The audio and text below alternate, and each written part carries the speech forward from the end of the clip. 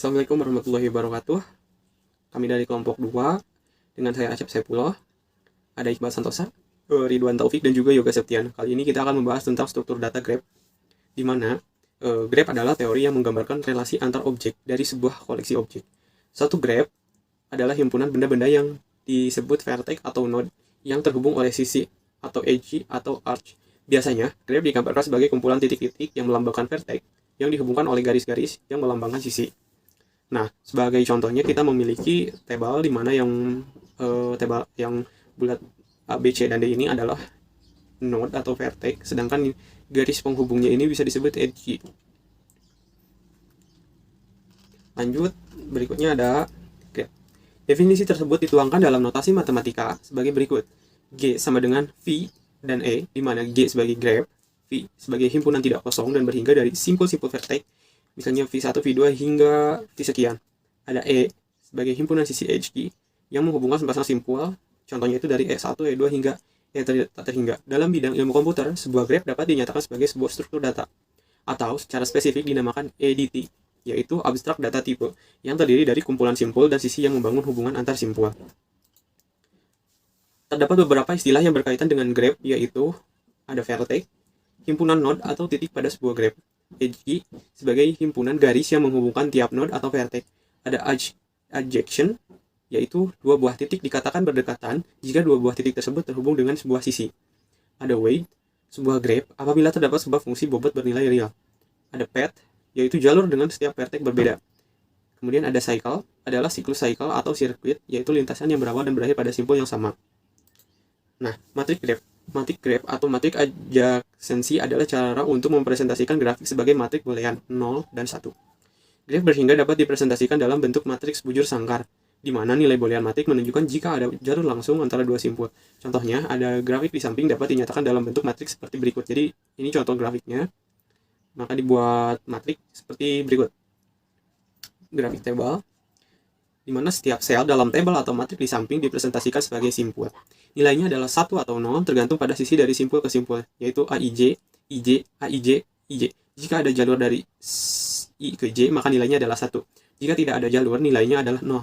Misalkan, ada jalur dari simpul 1 ke simpul 2, jadi 1 dan 0, tidak ada jalur dari simpul 1 ke 3, jadi 0. AIJ, A1, A12, dan A13. Sekian video dari saya, selanjutnya akan dilanjutkan oleh rekan saya Iqbal Santosa. Terima kasih.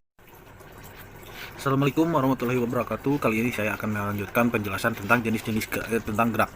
Kali ini saya akan menjelaskan tentang jenis graph. Jenis graph itu terdapat menjadi 3, directed graph, undirected graph, dan weighted graph. Nih, directed graph adalah sebuah graph yang satu sisi atau busurnya berlaku satu arah saja dan sesuai dengan arah tanda panah. Contohnya sini. Nih, Edg1 itu adalah E1 disimbolkan dengan E, atau V adalah vortex gitu kan. Kalau E ini adalah Edg1 atau E1 adalah A ke B. Nah, itu adalah directed graph, berlaku untuk hanya A ke B saja, tidak berbalik dari B ke A. Itu kalau directed graph itu tidak bisa, tidak berlaku gitu kan. Dan seterusnya. Terus ada ini undirected graph. Undirected graph ada sebuah graph yang sisi atau busurnya berlaku dengan dua arah secara grafik, dapat dilihat tidak ada tanda parah, tidak ada arah panah pada busur. Nih, misalnya ini Edg1 A ke B, terus Edg2-nya, Edg1-nya Edg1-nya balik lagi B ke A, terus ada Edg2-nya A ke D, terus D ke A. Itu kalau untuk undirected graph itu bisa. Terus ini ada weighted graph. Nah, weighted graph itu terdapat menjadi dua, yaitu weighted direct graph, terus ada weighted undirected graph. Nah, ini seperti ini contohnya, ini gambarnya ada di atas. Kita lanjut akan menjelaskan presentasi matriks dalam presentasi graph dalam matriks. Kotak yang berisi angka 1 menunjukkan bahwa dalam dua vertex tersebut terdapat edge yang menghubungkan. Dan jika dalam kotak terdapat angka 0, maka hal tersebut menandakan tidak ada edge yang menghubungkan secara langsung dua vertex tersebut. Ini contohnya, ini adalah A ke A. Ke A itu kan nggak ada garis penghubungnya atau gak ada NG-nya. Nah, ini karena di sini A itu kan cuma satu, maka di sini di kotaknya itu diangkain dengan angka 0. Terus ada A ke B. Ini karena ada garis yang menghubung atau ada NG-nya itu, maka dituliskan di kotaknya itu angka 1. Terus ada A ke C. A ke C ini kan melintang lurus ya. Ini lurus. Dan di sini kan tidak ada garis penghubungnya, maka di kotaknya itu dituliskan dengan angka 0. Dan mungkin gitu seterusnya. Terus presentasi graf dalam matriks. Nah, ini nih. Penulisan matriks tidak menggunakan angka 1 dan 0 lagi, melainkan menggunakan nilai bobot jika ada edge yang menghubungkan dua vertex, dan nilai 0 jika tidak ada edge yang menghubungkan antara vertex dan vertex. Seperti ini maksudnya.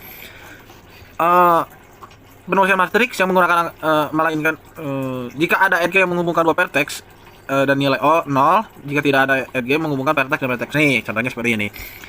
Dari A ke B itu ada penghubung, itu ada garis penghubung, itu ada edge-nya itu bernilai bobotnya 5, maka disebutnya di sini 5. Terus A ke C itu kan tidak ada penghubungnya, tidak ada garis vertex, tidak ada garis edge yang menghubungkan antara vertex A dan vertex C, itu tidak ada, maka di sini dituliskan dengan angka 0. Terus ini ada angka A, terus dari A ke A. Dari A ke A itu karena tidak ada garis penghubung, nggak ada edge-nya, maka karena di sini cuma satu stuck di A aja, nggak ada A yang lain, maka di sini dituliskan di kotaknya 0. Terus metode pencarian vertex, nah ada dua, ada DPS, ada BFS. DPS pencarian dengan metode ini dilakukan dari node awal secara mendalam hingga yang paling akhir, dead end, atau sampai ditemukan. Kelebihannya cepat mencapai ke dalam ruangan pencarian, tidak boros waktu jika lintasannya panjang, lebih efisien. Kurangnya mungkin tidak ditemukan tujuan yang diharapkan pada setiap pencarian, hanya misalkan satu solusi saja. Yang kedua, BFS atau Breadth First Search. Prosedur BFS merupakan pencarian yang dilakukan untuk mengunjungi tiap-tiap node secara sistematis pada setiap level hingga keadaan tujuan goal state ditemukan. Kelebihannya tidak akan menemukan jalan buntu. Terus yang keduanya tidak lebih dari solusi. Maka BFS akan solusi minimum akan ditemukan gitu. Terus kekurangannya menyimpan memori yang besar karena penyimpanan semua node yang ada di dalam satu pohon. Nah, ini seperti itu gambarnya. Ya mungkin sekian dari saya. Kita akan melanjutkan materinya dengan Akang Ridwan. Kalau gitu terima kasih. Wassalamualaikum warahmatullahi wabarakatuh. Baik, assalamualaikum warahmatullahi wabarakatuh. Di sini saya akan melanjutkan penjelasan mengenai minimum spanning tree.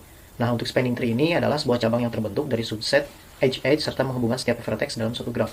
Nah, atau dengan kata lain, spanning tree ini bisa dikatakan untuk suatu jaringan dengan n node atau jumlah node. Spanning tree ini adalah sekumpulan dari jumlah dikurang satu arc yang menghubungkan semua node dalam jaringan dan tidak mengandung loop.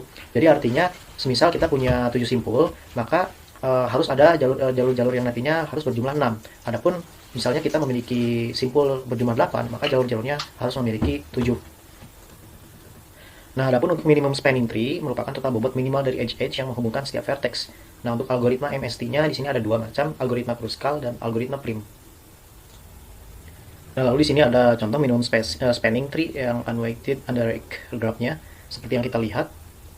Ya, di sini kemungkinan MST-nya bisa dari titik sini ke atas atau dari atas ini ke bawah dan seterusnya. Atau adapun untuk contoh yang lain, nah seperti yang kita lihat, contoh yang lain terdapat dua buah tadi dua buah algoritma membangun pohon merentang minimum, yang dimana ada algoritma Prim dan algoritma Kruskal. Untuk penghubungannya di sini langkah 1 untuk algoritma Prim, langkah satunya ambil sisi dari graf G yang berbobot minimum lalu masukkan ke dalam T. Lalu langkah keduanya, pilih sisi UV yang mempunyai bobot minimum dan bersisian dengan simpul di T, tetapi untuk UV tidak membentuk sirkuit di T. Nah, lalu masukkan UV ke dalam T. Lalu langkah ketiganya, ulangi langkah 2 sebanyak N dikurangi 2 kali. Jumlah langkah seluruhnya ini di dalam algoritma Prim adalah 1 ditambah N dikurang 2 atau jumlah dikurang 2, sebenarnya jumlah itu dikurangi 1. Nah, itu sebanyak jumlah sisi di dalam pohon merentang dengan N atau jumlah buah simpul. Ini sebagai contohnya, misalkan di sini kita ambil angka yang 1, A1, dari 1 ke bisa terhubung ke angka 2, sisi 2, atau 1 ke 4, atau 1 ke 5. Nah, dari sini bobot yang paling terkecil yang mana? Nah, yakni bobot yang angka 10, sisi 10. Nah, maka di sini penghubungannya dari 1 ke 2. Maka di sini ditulis dari 1 ke 2. Nah, lalu untuk yang kedua ini bisa terhubung ke sisi dari 2 ke 6, 2 ke 5, dan 2 ke 3. Nah, di sini bobot yang terkecil ada di mana? Bobot terkecil yakni ada di 2 ke 6 ya. Di sini 2 ke 6. Maka di sini kita tulis di sini sisinya 26 dengan bobot 25. Lalu untuk yang ke-6 ini juga dari sisi mana? Dari sisi 6 ke 3 atau 6 ke 5 atau sisi ke 6 ke 4. Nah, dari bobot ini mana yang paling terkecil? Di sini bobot yang terkecil jelas ya, dari bobot 6 ke dari sisi atau dari simpul 6 ke 3. Nah, sisi inilah yang kita nantinya tulis di sini 6 ke 3 dengan bobot 15 dan seterusnya yang menghasilkan bobot paling minimum. Nah, lalu di sini yang tadi langkah 2 pilih sisi UV yang tadi saya katakan yang mempunyai bobot minimum dan bersisian dengan simpul di T. Tetapi untuk UV tidak membentuk sirkuit di T. Nah, lalu langkah ketiganya ulangi langkah 2 sebanyak N dikurang 2 kali. Nah, di sini pohon melintang minimum yang dihasilkan seperti ini. Nah, untuk bobotnya dihitung, dijumlahkan dari semua yang kita sudah catat, dari 10 ditambah 25 dan seterusnya, dan sini bobotnya hasilnya 105. Nah, lalu sekarang adalah algoritma Kruskal. Nah, bedanya dengan algoritma yang barusan, yang algoritma prim, algoritma Kruskal, ini asumsinya sisi-sisi dari graf sudah diurut menaik berdasarkan bobotnya. Jadi dari bobot kecil ke bobot besar. Jadi memang seperti tangga menaik gitu. Nah, untuk langkah pertamanya di sini T masih kosong, lalu langkah kedua pilih sisi UV dengan bobot minimum yang tidak membentuk sirkuit di T. Lalu tambahkan UV ke dalam T. Lalu langkah ketiga ulangi langkah kedua sebanyak N dikurang 1 kali gitu. Ini contohnya. Nah, di sini kita lihat untuk sisi 1,2 misalnya di sini 1,2. Di sini kan sisinya artinya kita melihat ada sisi 1 ke 5, sisi 1 ke 2, sisi 1 ke 4. Nah, bobot yang paling minimum yang terkecil maksudnya di sini ada 1 ke 2, yakni 10 di antara yang lainnya. Lalu untuk yang simpul kedua atau nanti yang kedua ini bisa menghubungkan ke 26, 2 ke 5 atau 2 ke 3. Namun di sini bobot yang paling besar dari 10 yang sebelumnya tadi yang paling kecil di sini ada bobot 2 ke 2 ke 6 ya. Ya, betul, di sini ada 2 ke 6. Maka di sini berarti 2 ke 6 kita catat di sini 2 ke 6 dengan bobotnya nilainya 25 hingga seterusnya sampai selesai. Nah, lalu di sini kenapa sih yang simpul 1 tidak ke simpul keempat? Nah, kalau misalnya simpul 1 ke 4 ini namanya bukan algoritma, ini namanya bukan graf. Karena memang tidak boleh ada sirkuit yang terhubung itu. Tidak boleh membentuk sirkuit. Itu syaratnya graf. Nah, lalu untuk penjumlahan bobotnya di sini kita lihat 10 tambah 15 dari jumlah yang tadi lalu dijumlahkan sebenarnya 105 gitu. Baik, mungkin cukup sekian penjelasan dari saya. Akan dilanjutkan penjelasannya oleh Kang Yoga. Assalamualaikum warahmatullahi wabarakatuh. Saya Yoga Septian. Di sini saya akan melanjutkan mengenai materi grab dengan sifat-sifat grab. Yang pertama, sebuah graf mungkin hanya terdiri dari satu simpul, yaitu hanya satu titik saja. Yang kedua, sebuah graf belum tentu semua simpulnya terhubung dengan busur atau disebut undirect. Seperti contohnya ada di gambar kedua ini. Yang ketiga, sebuah graf mungkin mempunyai simpul yang tak terhubung dengan simpul lain. Jadi ada salah satu simpul yang tidak terhubung dengan simpul-simpul lainnya. Yang terakhir, sebuah graf mungkin semua simpulnya saling berhubung, yaitu keempat simpul ini terhubung satu sama lain. Yang berikutnya di sini adalah contoh graf. Di sini ada dua contoh graf.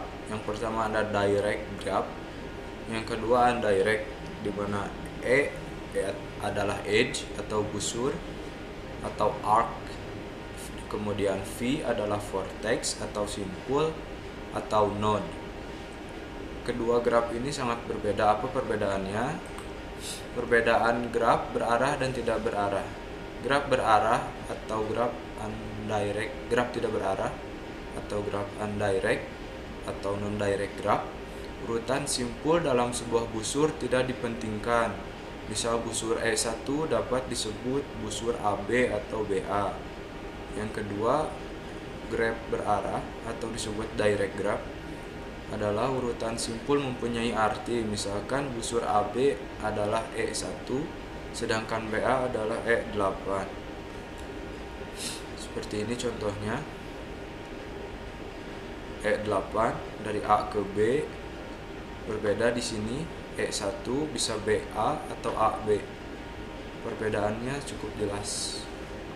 Itu saja yang bisa saya sampaikan. Terima kasih. Wassalamualaikum warahmatullahi wabarakatuh.